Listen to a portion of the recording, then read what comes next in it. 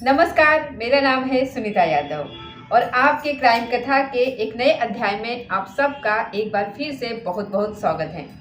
अगर आप किसी रिलेशनशिप में हैं, अगर आप बॉयफ्रेंड गर्लफ्रेंड जो आजकल के नए ज़माने की जो पहचान है उसमें से अगर आप हैं और आप इन रिश्तों में बहुत ज़्यादा हद तक अपने आप को डुबो चुके हैं, तो आज मैं आपको एक ऐसी ही सच्ची घटना के बारे में बताने वाली हूँ।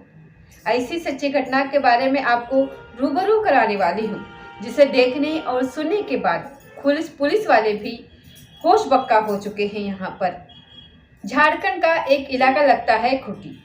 वहाँ पर एक थाना पड़ता है, जरियागंज जिसका नाम है। यहाँ एक ऐसी वारदात हुई है जिसे देखने और सुनने के बाद वहाँ के तमाम के जो गांव वाले थे, जो नज़दीकी क्षेत्र थे, यहाँ तक कि पूरे देश में इस घटना का जिक्र हो रहा है। लोग उस खौफनाक मंजर के बारे में सोच रहे हैं। आज से कुछ वर्षों पूर्व ठीक 2022 में आपने एक कांड सुना होगा, श्रद्धा वालकर। श्रद्धा वालकर की हत्या जिस तरीके से हुई थी, एक बार फिर से कुछ उसी तरीके से ये घटना और सामने आई है। एक प्रेमी है जिसका नाम है नरेश भिंगरा। ये मुर्गा काटने का काम करता था। ये जहाँ रहता था ठीक उसी से कुछ दूरी पर एक युवती रहती थी, एक लड़की है। उससे इसका धीरे धीरे अफेयर हो जाता है। दोनों एक दूसरे को बेइंतहा चाहने लगते हैं और फिर जीने मरने की कस्में खाने लगते हैं। लड़की भी इस पर भरोसा कर लेती है। कुछ दिनों बाद दोनों नए जगह पर चले जाते हैं। जैसे लड़का चला गया तमिलनाडु में और ये लड़की चली जाती है बेंगलुरु में काम करने के लिए। तमिलनाडु में ही ये लड़का मुर्गा काटने का एक शॉप था, वहाँ पर काम करता था। और ये युवती यानी कि लड़की जो है वो बेंगलुरु में ही कहीं काम वाम अपना कर रही थी।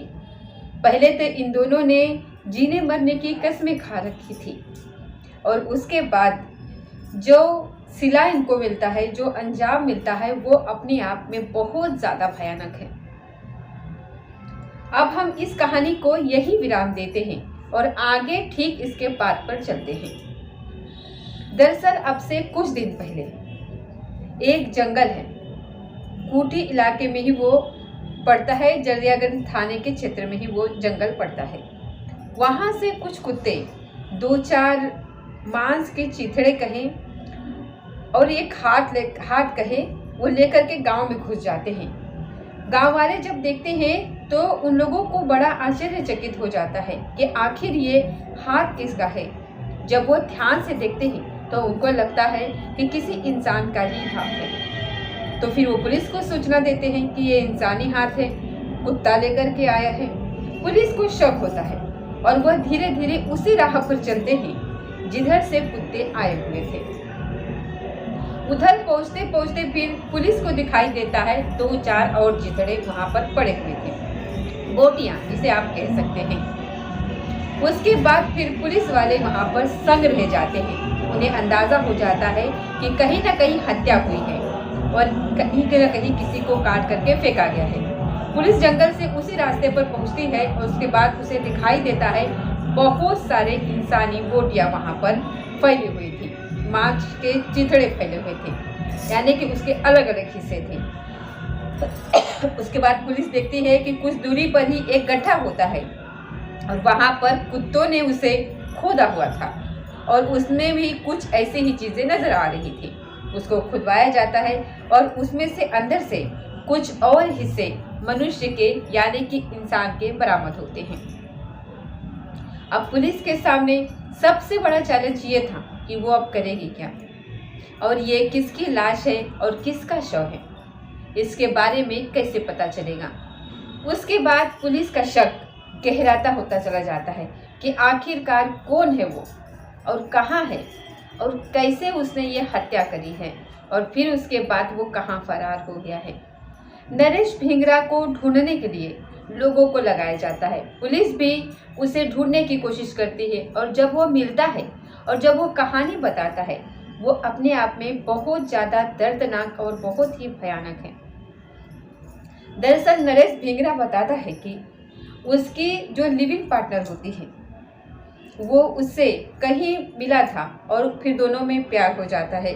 दोनों एक दूसरे से जीने बनने की कस्में खाने लगते हैं और फिर दोनों ने शादी के बारे में विचार किया, लेकिन शादी अनफॉर्चुनेटली नहीं हो पाई और काम धंधे के सिलसिले में दोनों अलग अलग शहर में चले जाते हैं। युवती बहुत ज़्यादा भरोसा करती थी, प्रेमिका जो उसकी थी वो बहुत ज़्यादा उस पर भरोसा करती थी और किसी और शहर में जाकर के रहने लगी और इंतज़ार करने लगी कि फिर से मिलेंगे तो शादी करेंगे। लेकिन नरेश भिंगरा तमिलनाडु में रहने के ही दौरान किसी अलग लड़की से वो शादी कर लेता है और फिर उसके बाद वहाँ पर वो रहता है। अब क्योंकि वो शादी कर चुका है, उसने अपने पत्नी को ला कर के झारखंड में ही खूंटी में एक अपना घर था वहीं पर उसे छोड़ दिया था और जब वो वापस घर लौटता है तो उसके लिए बड़ी समस्या तमिलनाडु से तब होती है जब आखिर वो अपने पत्नी को अब क्या जवाब दे। क्या उसका चक्कर किसी और के साथ है? इसीलिए वो ट्रेन से उतरने के बाद ही जैसे ही अपने इलाके में घुसता है वैसे ही अपनी प्रेमिका को वो कहता है कि तुम यहीं पर बैठो, यानी कि जंगल वाले इलाके पर तुम यहीं पर बैठो, मैं कुछ चीज़ें वहाँ से लेकर के आता हूँ, उसके बाद हम यहाँ से चलेंगे साथ में। वो भी बहुत बेफिक्र होकर के भरोसा कर लेती है क्योंकि उसका पार्टनर था वो और वो उस पर भरोसा करना चाहिए। आमतौर पर लोग ऐसा ही करते हैं, भरोसा करते हैं। लेकिन उसका प्रेमी जब लौटता है तो वो मुर्गा काटने वाली जो हथियार होते हैं, जो चीज़ें होती हैं जिसे आमतौर पर कहते हैं, और कुछ कटर टाइप का जो होता है उसे लेकर के वो आता है। मौका देखते ही वह अपनी प्रेमिका के साथ पहले तो रिलेशनशिप बनाता है, संबंध बनाता है। उसके बाद फिर प्रेमिका को जब यकीन हो जाता है कि नहीं वाकई में ही इसने वहीं पर किसी झोपड़ी में एक दूसरे के साथ वो वहाँ पर संबंध बनाते हैं और फिर उसके बाद उसी के दुपट्टे से उसको इतना ज़्यादा तेज़ी से उसका गला घोट देता है और उसकी वहीं पर डेथ हो जाती है। और इसके बाद उसे अलग अलग टुकड़ों में करीब 40 से 50 टुकड़ों में काट देता है। काटने के बाद अब उसके सामने चैलेंज आता है कि वो अब करे क्या। पहले सोचता है कि फेंक दे, उसके बाद फिर सोचता है कि मैंने फेंका नहीं बल्कि मैंने वहीं पर गड्ढा खोदा, ये बताया उसने, उसके बाद उसे वहीं पर दफना दिया। और सबसे बड़ी गलती वो यही कर जाता है कि वो जो हथियार उसने यूज़ किए थे उसे वो वहीं पर छोड़ देता है। और यही वो हथियार होते हैं जिससे पुलिस उस तक पहुंचती है धीरे धीरे करके और फिर पूरे केस में छानबीन करती है। पहले आपको बताते हैं कि जो वहाँ के पुलिस अधिकारी है वो उनका क्या कहना है, आपको सुनाते हैं यहाँ पर। ये कहानी आपको ठीक वैसे ही लगी होगी जैसे श्रद्धा वालकर हत्याकांड जो हुआ था दिल्ली में, और उसके बाद पूरी दिल्ली यहाँ पर दहल उठी थी। इंसाफ के लिए, श्रद्धा के लिए तमाम तरीके की मुहिम चलाई जा रही थी। लेकिन वो केस अब लोगों को शायद अच्छे से याद भी नहीं होगा। इस कहानी ने सबको दहला करके रख दिया था और एक बार फिर से सोचने पर मजबूर कर दिया कि जो हमारे मॉडर्न जनरेशन है जिसमें लिव इन रहना, उसके बाद तमाम तरीके के उनके जो नए नए तौर तरीके हैं उसके साथ ही वो उसके आगे बढ़ते हैं और इतना ज़्यादा अपने पार्टनर से वो यकीन करते हैं, चाहे वो लड़की हो चाहे लड़का, और वो इतना भूल जाते हैं कि अपनों से ज़्यादा वो गैर पर भरोसा करते हैं, भला ही उनका वो अभी बना हो। लेकिन ऐसी चीज़ों में आप भी थोड़ा संभल करके रहा करिए और अपनी ज़िंदगी जीते रहा करिए। मेरा नाम है सुनीता। उम्मीद है आप इस कहानी को अपना बहुत सारा प्यार देंगे और इस कहानी से बहुत सारा सबक भी लेंगे और अपना और अपनों का बहुत ख्याल रखिए। एक बार फिर से मिलेंगे अगले किसी कहानी के साथ, तब तक दीजिए इजाज़त। नमस्कार।